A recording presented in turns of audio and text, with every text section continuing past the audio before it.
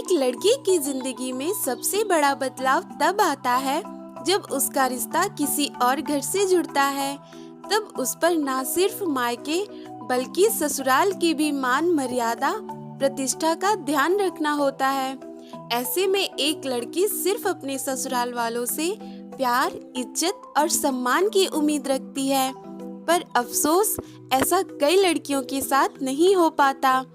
ये कहानी है दृष्टि की, जो इस साल 25 साल की हो चुकी थी और उसके पिता ने उसका रिश्ता शिवम के साथ, जो कि एक इंजीनियर है, तय कर दिया था। अब आपकी बेटी हमारी हो गई भाई साहब। हाँ भाभी, हम सब आपका बेसब्री से इंतजार करेंगे। हाँ हाँ, क्यों नहीं। बस कुछ ही महीनों बाद हम शादी की डेट निकलवा लेंगे। अरे हाँ भाई साहब, तब तक आप अपनी बेटी के लिए जो बनवाना है बनवा लीजिए। वैसे हम तो दहेज के सख्त खिलाफ हैं, लेकिन अब आप भी अपनी बेटी को खाली हाथ तो निकालेंगे नहीं, क्यों भाई साहब? हाँ जी, बिल्कुल बहन जी। जी बहन जी, हमसे जितना हो सकेगा उससे बेहतर ही करेंगे, आप चिंता मत करिए। अरे चिंता किस बात की, लेकिन आप जो देंगे अपनी बेटी को ही देंगे। शिवम अब चले घर या दृष्टि को ही निहारता रहेगा? दृष्टि खुश थी, उसे शिवम जैसा अच्छा जीवन साथी मिल रहा था, पर कहीं न कहीं उसके मन में कुछ संकोच भी था। जिस तरह से उसकी सास ने उसके पिताजी से शादी की तैयारी को लेकर कहा था।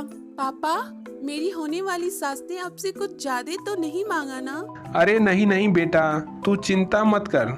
तू तो बस आने वाली जिंदगी के सपने सजा और बस खुश रह बेटा। अरे पिताजी, फिर भी आप खुद पर ज्यादा बोझ नहीं लीजिएगा, मैं हूँ ना, जॉब से सब कुछ कर लूंगी।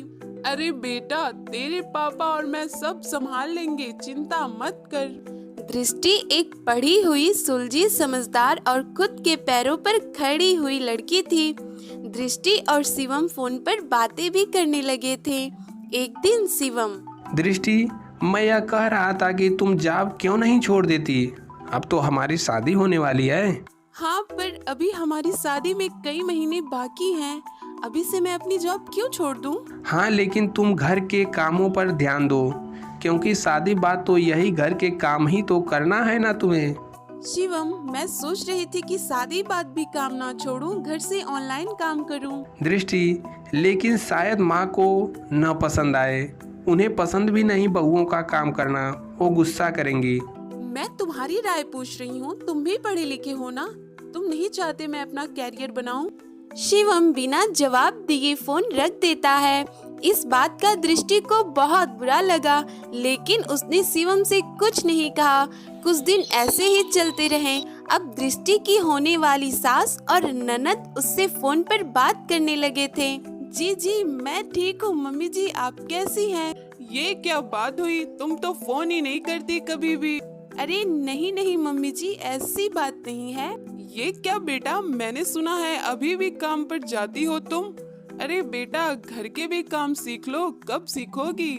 मम्मी जी, आप चिंता ना करिए, मुझे बहुत कुछ आता है।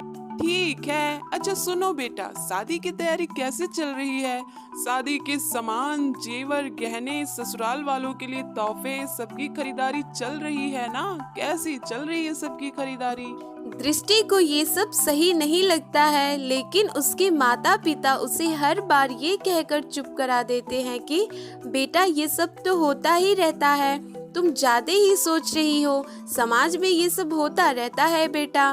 पर पापा, मुझे ये सब सही नहीं लगता है। आप मुझे दें या ना दें, पर उनका ऐसे बार बार मांगना सही नहीं लगता है। बेटा, शिवम अच्छा लड़का है, तू इन सब बातों पर ध्यान मत दे, खुश रह, तैयारियां कर बस। ऐसे ही चल रहा होता है। एक दिन दृष्टि की ननद पिंकी का जन्मदिन होता है। वह दृष्टि को फोन करती है और कहती है, हेलो भाभी, कैसी हैं? मैं ठीक हूँ, आप कैसी हैं और सब? भाभी, कल मेरा जन्मदिन है और आपको आना है। और भाभी, मेरे लिए कोई महंगा गिफ्ट भी लेते आना।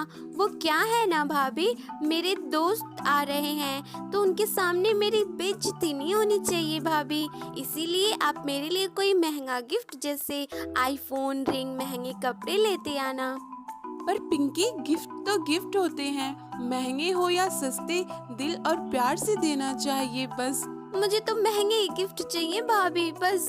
अब तो दृष्टि को यह सब बहुत ही गलत और बुरा लगता है। दोस्तों, कहानी में आगे बढ़ने से पहले आपको बता दें कि यदि आपने अभी तक अपने चैनल कहानी कुंज टीवी को सब्सक्राइब नहीं किया है तो सब्सक्राइब कर लें तथा बेल आइकन को भी प्रेस कर लें और लाइक का बटन भी दबा दें। चलिए अब चलते हैं वापस कहानी में आगे। पर उसके मम्मी पापा ने उसे जन्मदिन पर ले जाने के लिए आईफोन और ढेर सारी मिठाइयाँ दी। शिवम दृष्टि को लेने आता है और जन्मदिन पार्टी में ले जाता है। मम्मी जी, ये मिठाइयाँ और तोहफे और पिंकी की फोन मम्मी पापा ने भिजवाया है, आप देख लीजिए। हाँ हाँ ठीक ही है, पर मिठाइयाँ थोड़े सस्ते और बेकार लग रहे हैं। हमारे यहाँ कोई ऐसी मिठाइयाँ खाता तक नहीं है। अगले बार अपने मम्मी पापा से कहना कि ड्राई फ्रूट वाली मिठाइयाँ भिजवा दें और तोहफे भी खास नहीं है। पर क्या कर सकते हैं, जो है सो है, रख लेती हूँ। लेकिन इस बार तो रख लेती हूँ, पर अगली बार ध्यान रखना बहू। अब जाओ मोबाइल अपनी ननद को दे दो। दृष्टि मोबाइल लेकर पिंकी के पास जाती है। Happy birthday Pinky. Thank you भाभी, आप मेरे लिए वो तोहफा लाई है ना जो मैंने कहा था। हाँ हाँ, ये लो तुम्हारा मोबाइल। अरे भाभी, ये तो बहुत पुराना मॉडल है, मुझे नया वाला चाहिए था। नहीं पिंकी, ये काफी नया मॉडल ही है और काफी महंगा भी है। क्या भाभी, ऐसी सस्ती मोबाइल में यूज नहीं करती। पहली बार तोहफा लाई है और वो भी इतना सस्ता। सहेलियों के सामने नाक कटा दी आपने मेरी।